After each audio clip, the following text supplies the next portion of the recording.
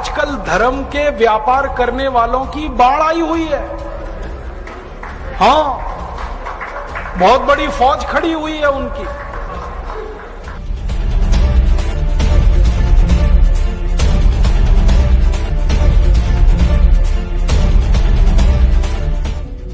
शराब का सबसे पहला फायदा, शराब आपके कॉन्फिडेंस को बढ़ाती है।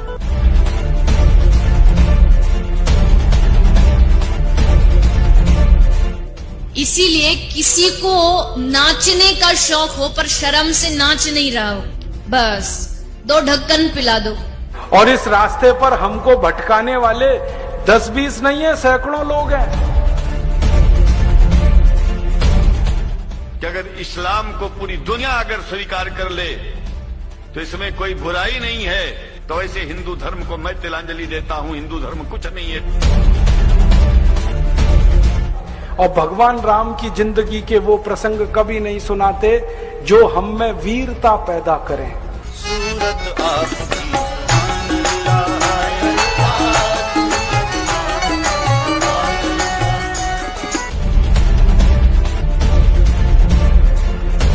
कहीं से 10 करोड़ लूटो, कहीं से 20 करोड़, कहीं से 25 करोड़।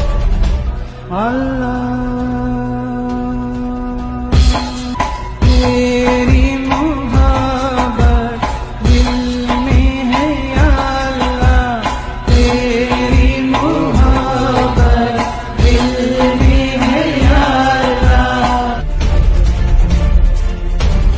मैंने देखा है क्या क्या पाखंड और नौटंकी चलता है। जिस समय नमाज पढ़ी जाए तो हम भी प्रयास करें कि अपनी भागवत बंद करके 5 मिनट के लिए उनके लिए हम अल्लाह को प्रणाम करें। क्या जाता है, क्या फर्क पड़ता है। एक आया राम की कथा कहेगा 10 करोड़ लेके जाएगा, दूसरा कृष्ण की कथा कहेगा वो 15 करोड़ लेके जाएगा। मुझे मैं राम कथा में संकीर्तन कराता हूँ और बीच में हरि बोल कराता अली मौला अली मौला अली मौला बुलाता हूँ और पूरी सभा अली मौला का कीर्तन करती है। तो कई धर्मगुरु मुझे भी पूछते हैं कि आप हरि बोल के साथ अली मौला को क्यों लाते हैं। मैंने कहा मैं लाता नहीं, अली मेला मुझसे बोल रहा है। ये बापू नहीं है, डाकू है। बापू नाम तो शर्म आती है कहते हुए, और माला पकड़ा देते हैं कि राम राम राम राम राधे राधे राधे राधे राम राम राम राम राधे राधे, बस यही करो देश तो ठीक हो जाएगा। और ज्यादा उनसे तर्क करो तो कहने लगे तुम क्यों व्यर्थ चिंता करते हो, तुम क्या लाए थे, क्या ले जाओगे, जो हो रहा है अच्छा हो रहा है। मैंने देखा है क्या क्या पाखंड और नौटंकी चलता है।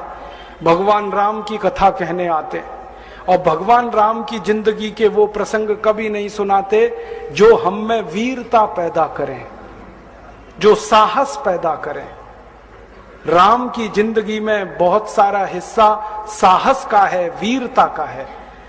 जब 14 वर्ष के लिए वनवास चले गए राम, तो हमको सुनाई जाती है राम की जो कथा ना, उसमें कहते हैं राम ने 14 साल एक ही काम किया, हाय सीते हे सीते, हाय सीते हे सीते, हाय सीते, ये सुनाते हैं हमको।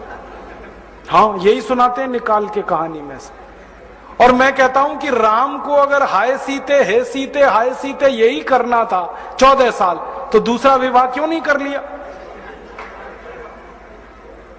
सैकड़ों राजा तैयार थे अपनी राजकुमारियों को राम को देने के लिए, वो तो कर लेते दूसरा विवाह।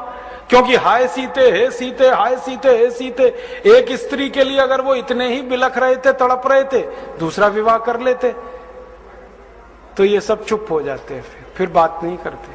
फिर मैं उनको रामायण में से निकाल के दिखाता हूं, देखो राम ने हे सीते हाय सीते कहा नहीं कहा ये मुझे नहीं मालूम, लेकिन 14 साल वन में रहते हुए सैकड़ों राक्षसों का संहार किया उन्होंने, मारा उनको और धर्म राज्य की स्थापना कराई।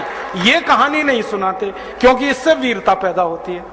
तो राम का जो वीरत्व है वो नहीं सुनाएंगे आपको, उनकी जो कमजोरियां हैं वो सुनाते हैं आपको। और राम कथा जब वर्णन की जाती है तो मंच पे बैठ के आहा कैसे आंसू, ढलल ढलल आंसू निकलेंगे, आपको भी रुलाएंगे, खुद भी रोएंगे। किस बात के लिए हो, राम को वन गमन में इतना कष्ट हो रहा है, वन में इतनी तकलीफें हो रही हैं, तो राम की तकलीफों का वर्णन कर रहे हैं, आंसू आ रहे हैं, और ये सारा वर्णन एयर कंडीशन्ड मंच पर बैठकर होता है। अपने को तकलीफ नहीं होनी चाहिए, राम की तकलीफों का वर्णन कर। एयर कंडीशन मंच चाहिए, एयर कंडीशन घर चाहिए रहने के लिए, एयर कंडीशन कार चाहिए, और चार्टर्ड प्लेन चाहिए आने और जाने के लिए, तब राम की कथा सुनाई जाएगी। जो राम जिंदगी भर पैदल चलते रहे, जिन्होंने अपना रथ भी छोड़ दिया था अयोध्या से निकलते समय, वो राम ने जिंदगी भर पैदल चल के काम किया, और यहां एयर कंडीशन कारों में घूम घूम कर, चार्टर्ड प्लेन में घूम घूम कर राम की कथा सुनाते हैं। वो कथा वथा नहीं है, वो उद्योग है, व्यापार है, बिना टैक्स का। और मुझे बहुत शर्म है ये कहते हुए, समय आने पर प्रमाण से बात करूंगा कि राम कथा कहने वाले ब्लैक मनी को व्हाइट मनी करने के काम में लगे हुए एजेंट हैं, और इससे ज्यादा कुछ नहीं। और मुझे इससे भी बड़ी शर्म आती है कहते हुए कि आप जो उनको दे रहे हैं दान के रूप में, वो पैसा ब्याज पर उठा रहे हैं वो दूसरे लोगों को, और आपके दिए हुए पैसे से धंधा बना रहे हैं अपना। फिर ऐसे कृष्ण की कथा कहने वाले आ जाते हैं, कहते राधे राधे राधे राधे राधे राधे, और कुछ कहो ही मत, राधे राधे। कंस को मारा, जरासंध को मारा, शिशुपाल को मारा, अधर्मियों को मारा, ये सब थोड़े में, राधे राधे राधे राधे बड़े में। हाँ, क्योंकि आपको कायर बनाना है ना, निर्वीर बनाना है, नपुंसक बनाना है, तो वीरता की कहानी क्यों सुनानी है? तो चुन चुन कर ऐसी कहानियां सुनाते हैं। और मैं आपको बहुत गंभीर बात कह रहा हूं कि ये सारे हमारे देश में जो पाखंडी लोग हैं ना, राम और कृष्ण की कथा कहने वाले, ये सरकारों के साथ मिले हुए हैं, क्योंकि सरकारों ने इनको एक कान में मंत्र फूंका है, तुम लोगों का ध्यान इस तरफ भटकाते रहो ताकि कोई महंगाई के खिलाफ न लड़े, गरीबी के खिलाफ न लड़े, बेरोजगारी के खिलाफ न लड़े, अत्याचार के खिलाफ न लड़े, वो डूबा रहे राधे राधे राधे राधे राम राम राम राम, बस इसी में। और समझाते रहो, तुम क्या लाए थे, तुम क्या ले जाओगे, क्यों व्यर्थ चिंता करते हो, जो हो रहा है अच्छा हो रहा है, आगे होगा और भी अच्छा होगा। एक रास्ता ये है।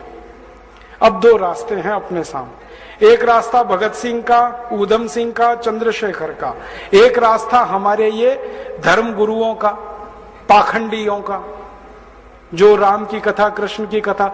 मुझे बहुत ऑफर आए हैं, मैं आपको दिल का दर्द बता रहा हूं, सच में कह रहा हूं, आपसे नाम नहीं लेता। मुझे ऑफर आए कि तुम कहां बेकार भटक रहे हो, मेरे साथ आ जाओ। मैंने कहा बापूजी क्या होगा उसमें? तो कहने लगे जितना मिलता है वो डबल हो जाएगा। मैं बोल रहा कैसे? तो उन्होंने कहा तुम्हारी वाणी में बहुत जोर है, और मेरे पास लोगों की भीड़ इकट्ठा करने का, मजमा लगाने का तरीका है। मैं ऐसा डमरू बजाता हूं कि सब इकट्ठे होते हैं, और तुम्हारी वाणी में जोर बहुत है, मिलके लूटेंगे, थोड़ा तुम्हारा थोड़ा मेरा। ऐसे खुले ऑफर हैं मेरे पास। और मैं कहता हूं बापूजी माफ करो। क्यों? कहते तुम्हें पैसे नहीं चाहिए। मैंने कहा पैसे ही चाहिए होते तो बहुत रास्ते हैं मेरे पास, यही एक बचा है। पैसे ही कमाने हैं तो बहुत रास्ते हैं, ये एक रास्ता थोड़ी है। बहुत तरीके हैं, पैसे कमा लूं, घर बना लूं, बीवी बच्चे ले आऊं, करोड़पति हो जाऊं, 10 करोड़पति हो जाऊं, 100 करोड़पति हो जाऊं, बहुत आसान काम है ये तो। थोड़ी चालाकी हो तो सैकड़ों करोड़ बनाना बिल्कुल मुश्किल नहीं है इस देश में। फिर अंत में तो वही होगा ना, सैकड़ों करोड़ हो गए, एक दिन डायबिटीज होगी, एक दिन अर्थराइटिस होगा, एक दिन हार्ट अटैक आएगा, मैं मरने ही वाला हूं।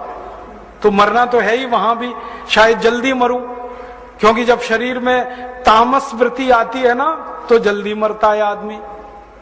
जब तक सात्विक रहता है तब तक थोड़ा दम रहता है, तो तामस वृत्ति आएगी, मरना मुझे वहां भी है। तो क्यों ना इस रास्ते पे चल के मरूं जहां सात्विक वृत्ति भी है, मरना है ये तो पक्का ही है, जिंदा तो कोई रहेगा नहीं। तो भगत सिंह का रास्ता क्या बुरा, ऊधम सिंह का रास्ता क्या बुरा, चंद्रशेखर का रास्ता क्या बुरा, कुछ करके मरो ना। मरेंगे ये सब भी। राम की कथा सुनाते सुनाते हार्ट अटैक आएगा, मरेंगे वो भी।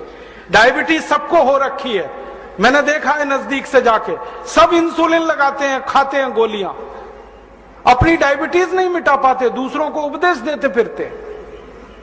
ब्लड प्रेशर सबको बढ़ा हुआ है, क्योंकि ये जो काला धन है ना, इसका हिसाब किताब करने में बीपी ही बढ़ने वाला है। सब बीपी की गोलियां खाते हैं, सब डायबिटीज के लिए शिकार है, तो दूसरों को उपदेश देंगे तो मैं भी लग जाऊं, वो एक रास्ता है। एक रास्ता भगत सिंह, उधम सिंह, चंद्रशेखर का भी है। मौत तो दोनों में ही आने वाली है, बस अंतर इतना है, एक मौत ऐसी आएगी जिसको देश और समाज जिंदगी भर याद रखेगा, और एक मौत ऐसी आएगी कोई पूछेगा नहीं।